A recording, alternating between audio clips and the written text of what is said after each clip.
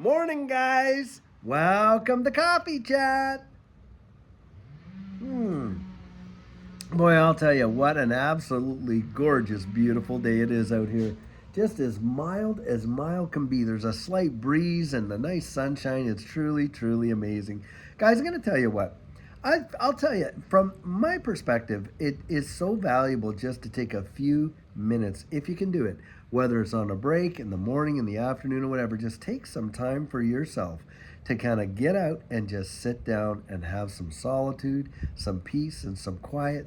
Smell the air and this, that. And hey, right now I'm kind of congested, so I'm having a hard time smelling. But I'll tell you what, just having those few moments, and literally they can be just a few minutes, can make such a big difference in your day and how satisfied you feel at the end of it. I'll tell you, it has for me, at least. I'll say that. Now, guys, the article that I was reading today, boy, oh boy, oh boy. So this is about NYCB Bank, New York, this bank in New York. Just the share prices have crashed right through the floor. And they're out there saying, hey, there's no run on the bank. No one's taking out their deposits, and on and on and on. Guys, this just shows you that the confidence level that people are having in this current financial system has just absolutely been decimated. We're watching bank after bank after bank just fail one right after another. And of course, you got Jamie Dimon over there. He'll be happier than a pig in poo to take on any of the deposits from these failed banks because, of course, what's been happening with JP Morgan, Chase, and all the bigger banks, well, they've just been going like nuts with the, increase in accounts because all the regional banks that have been failing, well, they've been bouncing on over to these other banks, which are going to be, and if they're not already too big to fail.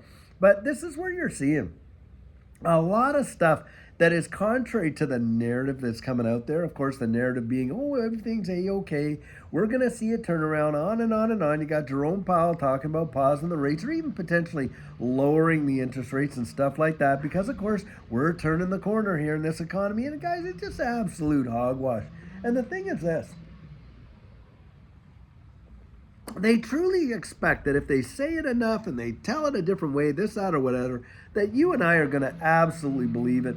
Guys, you got to be out there and be as sharp as tacks and making up your own mind. And this is where you get out and you prepare. Because what's coming next for the majority of people is, my estimation, is probably going to decimate a ton of people.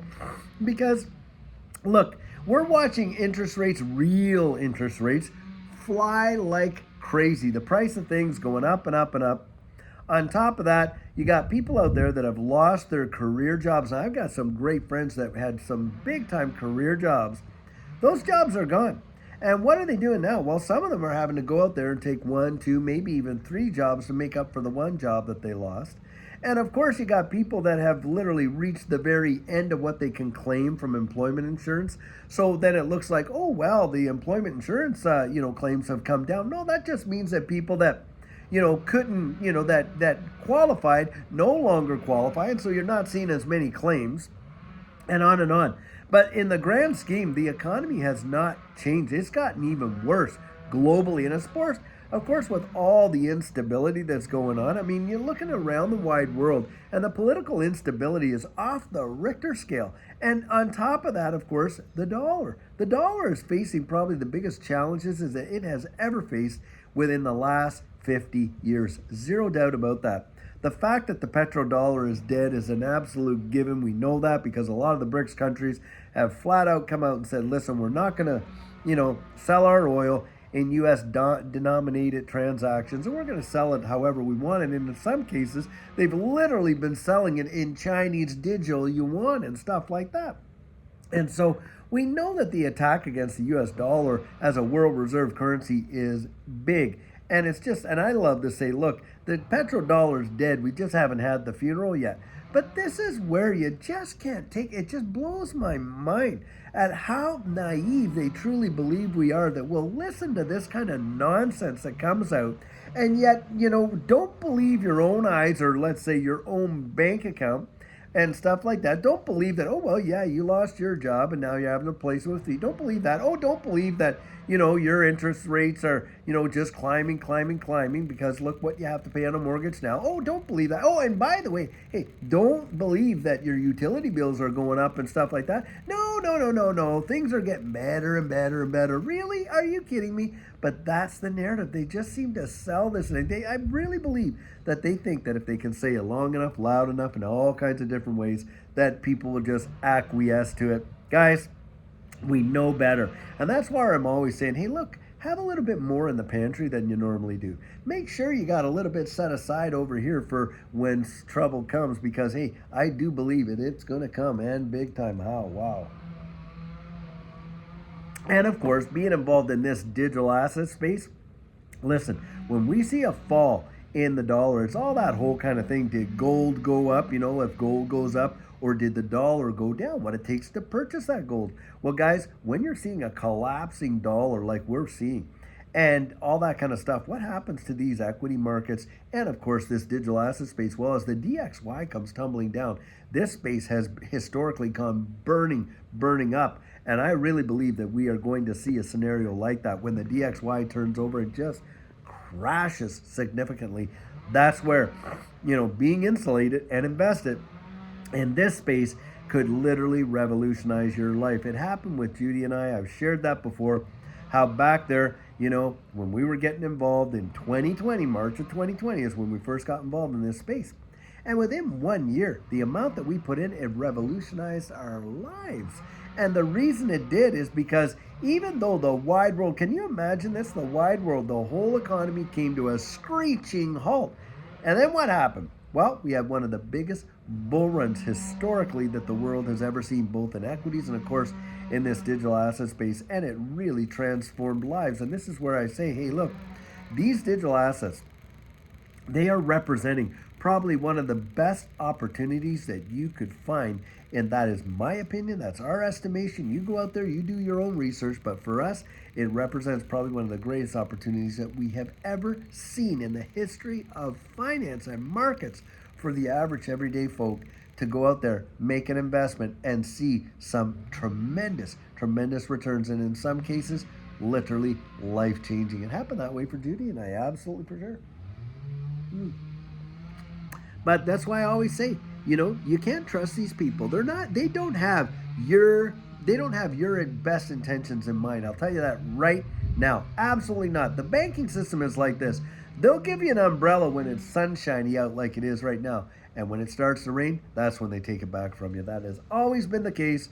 They are not out there to make sure you make it. Nope, guys, they're out there to turn you into a number, to turn you into a profit, to literally do all these things and on and on and on. And think about this. A lot of people don't even realize that we're already under a lot of, voluntarily acquiesced capital controls. Think of your debit card.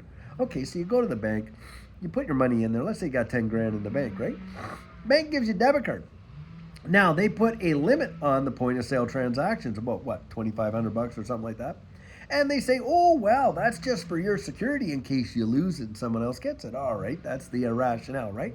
Well, you go out and you're down at Nebraska Furniture Warehouse and you're looking at a couch or whatever, and the couch is $3,500. You're not going to pick up the phone and call your bank. Oh, will you please raise my point of sale limit so I can use the money sitting in my own bank account to purchase this product over here? Nope, not going to do that. What are you going to do? You're going to pull out the other piece of plastic that they've given you, haven't you? And it's a credit card. And they give you a $15,000 limit. And you're going to use that. And guys, isn't this it? Couldn't you just lose your credit card and same thing happened? Guys, come on. This is kind of narrative they go out. They say, oh, well, we're doing it for your protection. No, they're not. They're doing it for their own benefit because they know if you turn around and use your credit card, you get back home. And the intention is, oh yeah, I'll just transfer my $2,500 or $3,500 from my bank account onto the credit card to pay for that. Most people don't. Most people, you know what they do? They think, yeah, well, maybe I should just keep that savings in there for a rainy day and I'll just pay this off monthly, da da da da. And they know that. And of course, what happens? Well, they get to charge you interest, they get to charge you fees, they get to charge you this, and this, and that.